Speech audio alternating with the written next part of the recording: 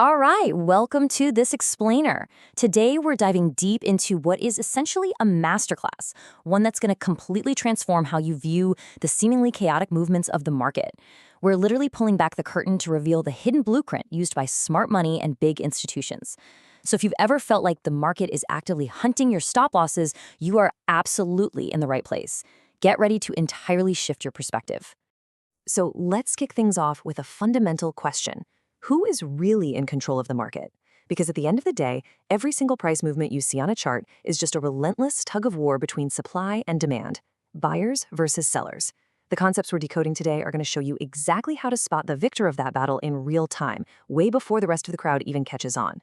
Here's our roadmap for today. We'll be covering market structure basics, valid supply and demand, the fractal market, spotting liquidity and manipulation, advanced ICT setups, and finally, executing top-down analysis. Okay, let's jump right into Section 1, Basics of Market Structure. Let's break down a couple of major pieces of jargon you absolutely need to know. First up, a break of structure, or BOS. This basically signals that a trend is continuing. And crucially, just a wick above or below the previous high or low is totally valid for a BOS. But on the flip side, a change of character, or CHoCH, signals a trend reversal, and it has a much stricter rule. It requires a full candle body close to actually confirm it. If you don't get that body close, it might just be a trap. Moving on to Section 2, Valid Supply and Demand. So, how do we make sure a zone isn't just going to trap us? Well, a valid zone must hit all three of these golden criteria. First, it must have an imbalance. Second, it must cause a break of structure or a change of character. And third, it has to be completely unmitigated, meaning price hasn't returned to it yet. If a zone is missing even one of these three rules, it's invalid. Just throw it out and ignore it completely. Now, you're probably wondering about that first rule, right? Let's clarify that. An imbalance, which is very often called a fair value gap, or FVG, happens when there is a massive lack of proportion between buyers and sellers. It causes this huge, impulsive price move that literally leaves an unfilled gap on the chart. Think of an FVG as a giant footprint left behind by institutional money. The market inherently wants to return to this gap to balance the books, making it a super attractive magnet for future price action. All right, Section 3, the fractal market. Listen. What looks like a single, clean wave on a large time frame is actually an absolute war zone of chaotic traps on a smaller one. Because of this, zooming into a 5-minute or 15-minute chart is super dangerous, unless it perfectly aligns with the dominant 1-hour or 4-hour trend. The lower time frame will constantly give you fake-outs to trick you into going short. But if your higher time frame says the overall trend is bullish, you ignore those traps and look for an order block to go long. The real magic happens when both timeframes point in the exact same direction. Which brings us to Section 4, Spotting Liquidity and Manipulation. Man, we've all felt the frustration of a liquidity grab, haven't we? It's when your stop loss gets tagged, you're knocked out of the trade, and then boom, the market immediately reverses and goes exactly in your intended direction. Our sources emphasize that this isn't just bad luck, it's a purposefully designed institutional trap.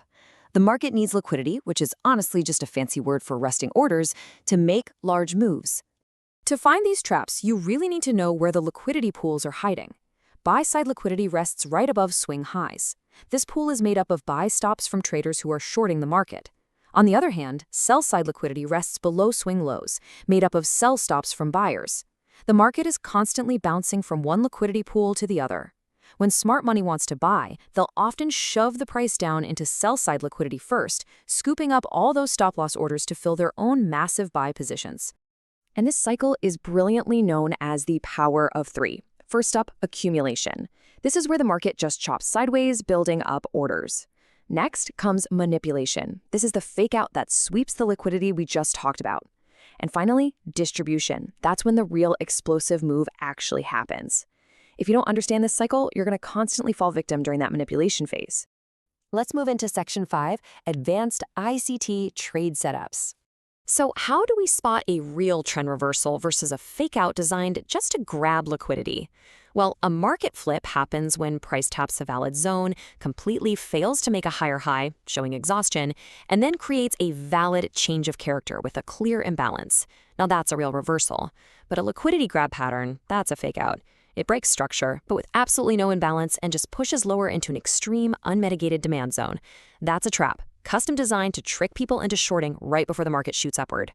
To protect ourselves from getting caught in those traps, we look for a change in state of delivery, or CISD.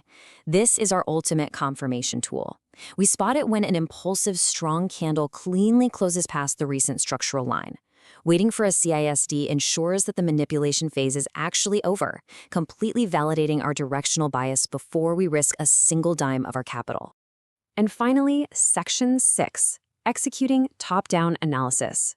Let's put it all together. Let's walk through this exact 3-step masterclass sequence derived directly from the source material.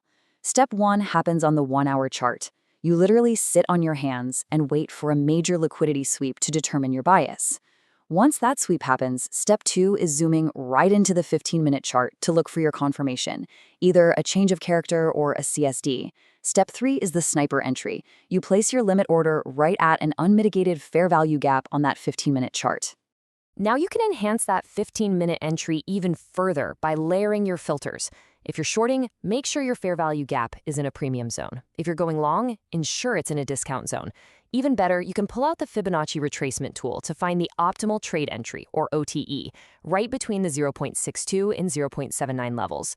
When your fair value gap perfectly aligns inside that OTE zone, you've got yourself a seriously high probability setup. Okay, so you're in the trade. Where does your stop loss go? Slightly above or below the recent swing, and your target.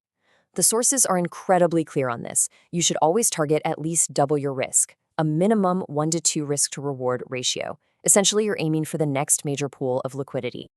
Why does this specific mathematical ratio matter so much? Because honestly, trading isn't about feeding your ego and being right every single time. It's a game of probabilities. By utilizing this structured blueprint and making sure your wins are mathematically twice as big as your losses, you completely remove the stress of needing to win constantly. Our sources hit the nail on the head with this quote: "These setups have a great risk-to-reward ratio. Even if the win rates are lower than even 50%, you will end up being profitable in the end." Patience and strict discipline over ego is the true path to consistency in these markets. Wow, we've covered a tremendous amount of ground today, from the basic skeleton of market structure all the way up to advanced top-down liquidity sweeps. So I want to leave you with this final, crucial question to ponder the next time you open up your charts. Now that you have the blueprint, will you spot the institutional trap, or will you become the liquidity? Thanks for joining me on this explainer, and I'll catch you on the next